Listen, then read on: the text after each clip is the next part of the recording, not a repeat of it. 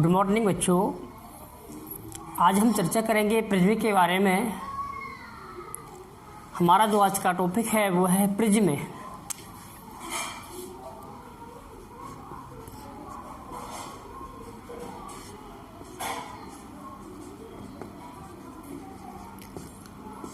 अच्छा, जो प्रिज्म होता है, प्रिज्म में एक कांच का त्रिभुज होता है। इस प्रकार से एक त्रिभुज ले लिया हमने और उसकी डेफिनेशन होती है कि प्रिज्म एक ऐसा समांग पारदर्शी माध्यम है। समांग मीन्स एक जैसा, जैसे कांच। तो प्रिज्म एक ऐसा समांग पारदर्शी माध्यम है जो किसी कोण पर झुके हुए दो समतल पृष्ठों से घिरा होता है। जो किसी कोण पर झुके हुए दो समतल पृष्ठों से घिरा होता है। ये प्रिज्म की डेफिनेशन है कि प्रिज्म एक ऐसा समांग पारदर्शी माध्यम है जो किसी कोण पर झुके हुए दो समतल पृष्ठों से घिरा होता है। अच्छा, इन जो दो पृष्ठ होते हैं, इन पृष्ठों को हम कहते हैं अपवर्तक पृष्ठ। इन पृष्ठों को क्या बोलते हैं? अपवर्तक पृष्ठ कहते हैं। और इन पृष्ठों के बीच में जो यहाँ कोण बनता है, इस कोण को हम कहते हैं अपवर्तक कोण, या जिसको प्रिज्म कोण के नाम से भी जानते हैं। अपवर्तक कोण, या इसको हम प्रिज्म कोण के नाम से भी जानते हैं। मान लीजिए कि हमने इसको नाम दे दिया कि ये बी और सी। अच्छा, हम देखेंगे इसी में कि प्रिज्म द्वारा प्रकाश का अपवर्तन कैसे होता है।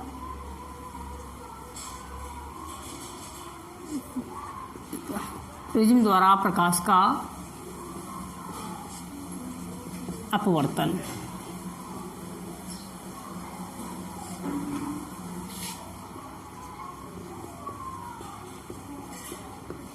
रिफ्रैक्शन ऑफ लाइट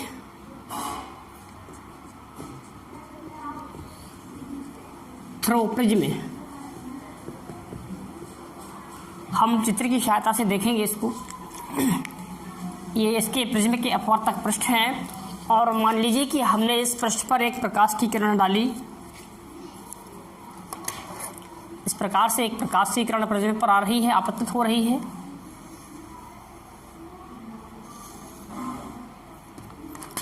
ये प्रकाश की किरण है जो प्रिज्म पर आपतित हो यानी कि आ रही है। हमने इस पृष्ठ पर एक अवलंब डाल दिया। अवलंब जो तल के कैसा होगा? लंबवत होगा। हमने एक लंब डाल दिया।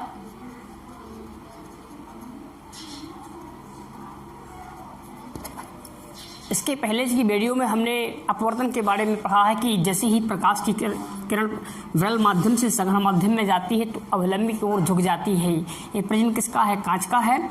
और जैसे ही प्रकाश की किरण वायु से कांच में प्रवेश करेगी, यानी कि विरल माध्यम से सघन माध्यम प्रवेश करेगी, तो सीधी ना जा करके इस अवलंब की ओर क्या होगी? वो झुक जाती। तो सीधी नहीं जाएगी बल्कि अवलंब की ओर इस प्रकार से झुक जाती है। झुकी और झुकने के पश्चात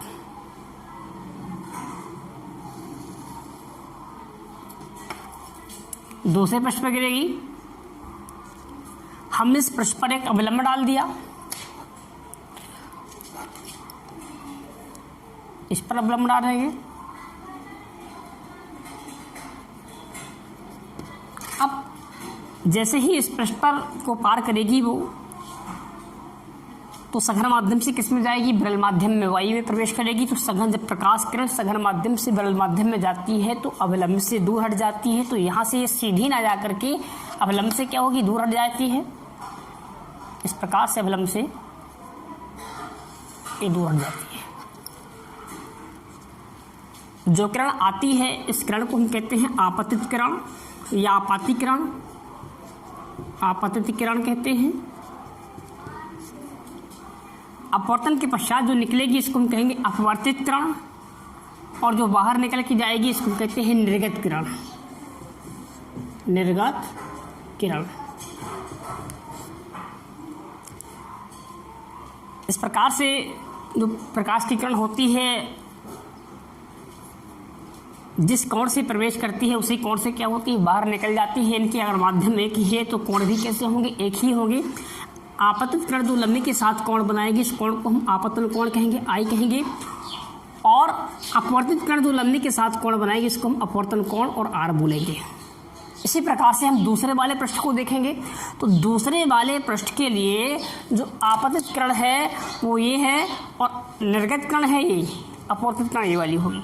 इस वाले पृष्ठ के लिए आपतित किरण ये अपवर्तित किरण है, और इस वाले पृष्ठ के लिए ये आपतित किरण होगी और ये वाली क्या होगी, अपवर्तित किरण, जिसको निर्गत किरण भी बोलते हैं। तो इस वाले कोण को हमने मान लीजिए कि इसको आर डैश माना और इस वाले कोण को हमने आई डैश माना, ये निर्गमन कोण कहलाएगा, आई डैश।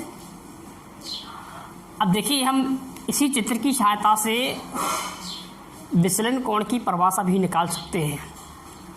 हम देखेंगे विचलन कोण, विचलन कोण जिसको हम कहते हैं एंगल ऑफ डेविएशन,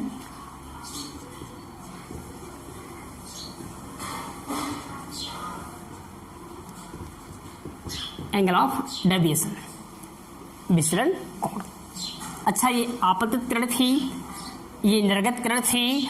अगर हम इस आपतित किरण को आगे की ओर बढ़ा देंगे, इस प्रकार से इसको हमने आगे बढ़ा दिया, आपतित किरण को डॉट डॉट करके इसको बढ़ा दिया। हम इस निर्गत किरण को पीछे की ओर बढ़ा देंगे, इस प्रकार से इसको हमने पीछे बढ़ा दिया।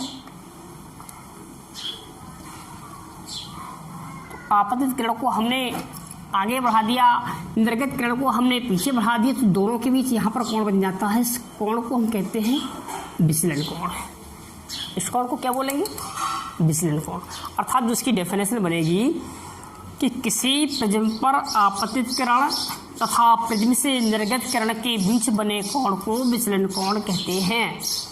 ये आपतित किरण थी, ये निर्गत किरण थी, दोनों के बीच में जो कोण बन रहा है इसको हम क्या बोलेंगे, विचलन कोण। तो जिसकी डेफिनेशन बनेगी कि किसी प्रिज्म पर आपतित किरण तथा प्रिज्म से निर्गत किरण के बीच बने कोण को विचलन कोण कहते हैं, एंगल ऑफ डेविएशन इसको बोलते हैं। इस प्रकार से इसमें से विचलन कोण की डेफिनेशन भी निकल के आ जाती है।